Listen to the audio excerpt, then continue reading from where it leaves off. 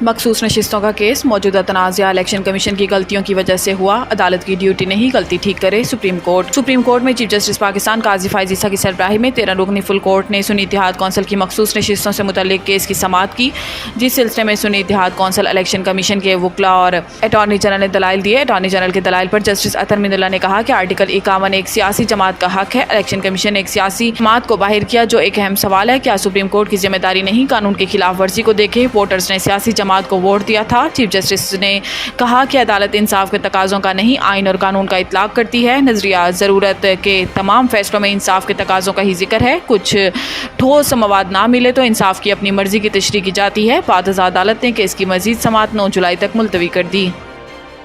इमरान खान की गिरफ्तारी बिला जवाज़ और इन्हें नाअहल करार देने के लिए थी। यूएन इंसानी हकूक़ ग्रुप आलमी ख़बर रसां इदारे के मुताबिक अक़वाम मुत्तहिदा के इंसानी हकूक़ वर्किंग ग्रुप का कहना है कि ऐसा लगता है कि इमरान खान की गिरफ्तारी इन्हें नाअहल करार देने के लिए थी।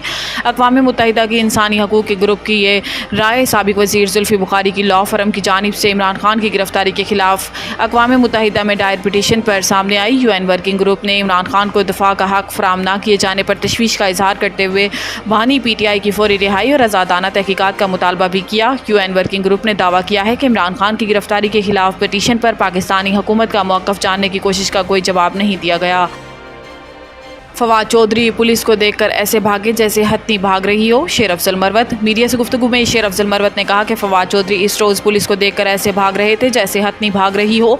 फवाद चौधरी के इस भागने के अमल ने पूरी PTI को सरशर्म से झुका दिया था। इन्होंने कहा कि फवाद चौधरी किसी को मशवरे ना दें।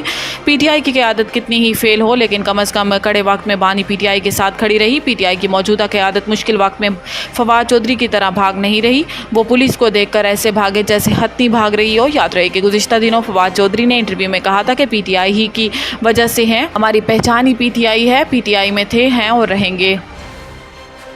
हुकूमत नैब को ख़त्म करने का वादा करके आई मगर ऑर्डिनेंस लाकर मजबूत किया। शाहिद खाकान कराची में मीडिया से गुफ्तगू में शाहिद खाकान अब्बासी ने कहा है कि हुकूमत वादा करके आई थी कि नैब को ख़त्म कर देंगे, मगर इन्होंने ऑर्डिनेंस लाकर इसको मजबूत किया। इन्होंने कहा कि इंसाफ का निज़ाम आपके सामने है। 5 साल से केस चल रहा है। इस केस में मनों के हिसाब से कागजात जमा कराए हैं। अभी कोर्ट में पता चला एक शख्स का केस 2011 से चल रहा है। सियासत चलाने के लिए नैब का इदारा बनाया गया था और नैब आज भी सियासत ही चला रहा है। साबिक़ वज़ीर आज़म का कहना था कि साबिक़ चेयरमैन नैब जावेद इकबाल ने कहा कि केस हम नहीं इमरान खान बनवाते थे। इमरान खान के साथी कहते थे कि जनरल बाजवा केस बनवाते हैं।